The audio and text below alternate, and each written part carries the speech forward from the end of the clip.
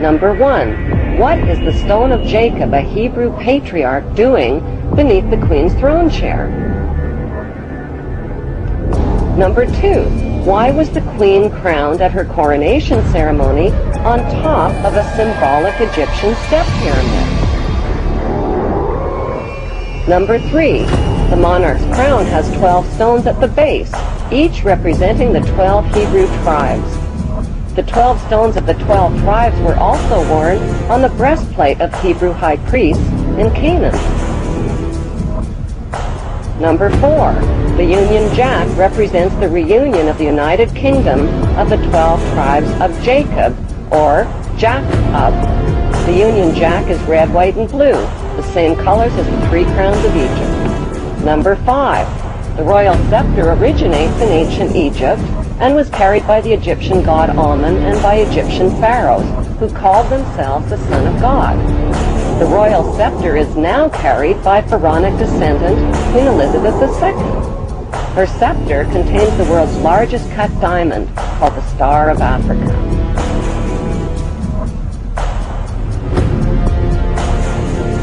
Number 6. The queen's punishing flail or whip is partially hidden under her arm. The flail or whip also originates with the pharaohs of ancient Egypt. Number 7. The symbol of the bee can be found within the queen's royal wardrobe.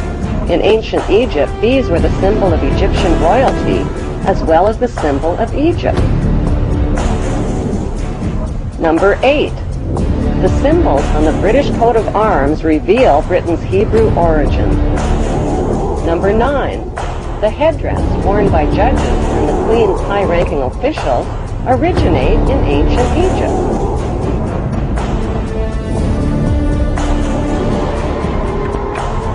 Number 10. Kilts, like the one worn by Prince Charles, originate with the Egyptian pharaohs who wore white kilts.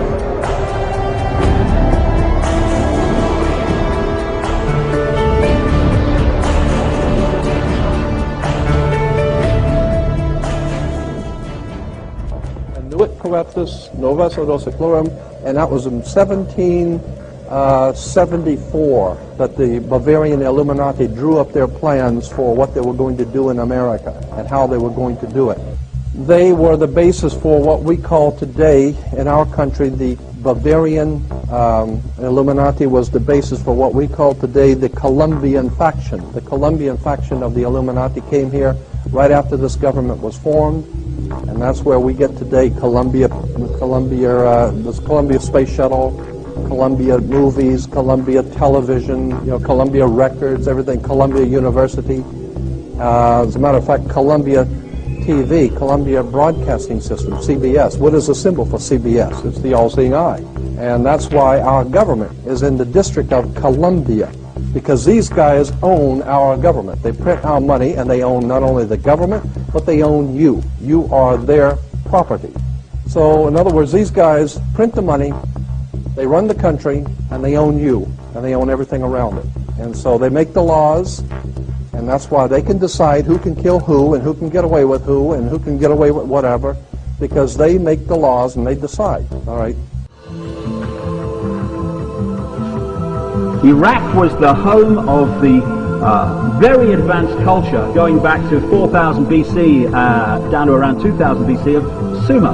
Babylon was an ancient headquarters of this Illuminati. Like I said, and that's why, as we'll get to as we go through, these Illuminati today use a tremendous amount of Babylonian symbolism in their own codes and language. This is the area I'm talking about. Egypt came into it as well, but this area was crucial. These families exported themselves out into Europe, where they became the aristocracy of Europe and the royal families of Europe.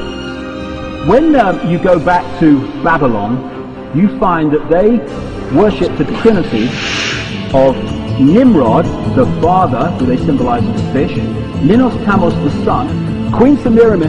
The Romans used to worship Queen Semiramis under the term Venus Columba, Venus the dove, because the Babylonians used to symbolize Semiramis as a dove.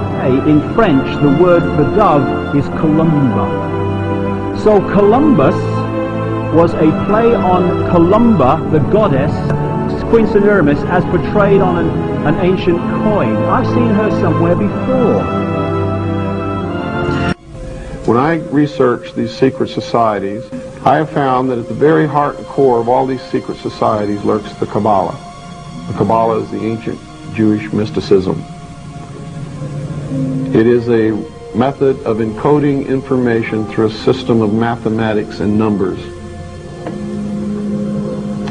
It is some of the most ancient knowledge that man has ever possessed and has been kept secret and given only to those who have proven themselves worthy through the process of initiation.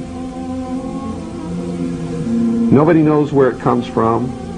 I can tell you this, it was there long before the Jews came along. The Jews just took it and preserved it, and they passed it down, and it's used by everybody.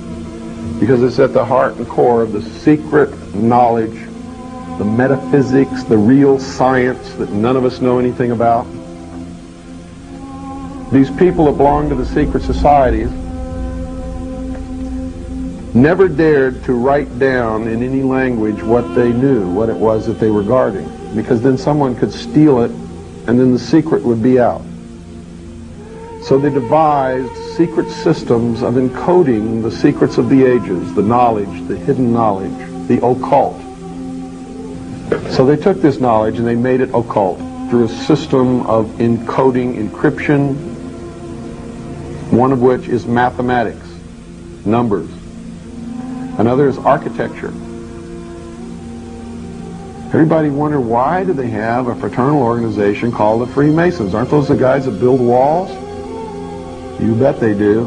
But every wall they build contains the secrets that have been kept and maintained throughout the ages, and it's encoded in the architecture and in the measurements of the buildings and in the mathematical formulas used to derive the geometry, the shape, the length and breadth and height of rooms, all encoded there.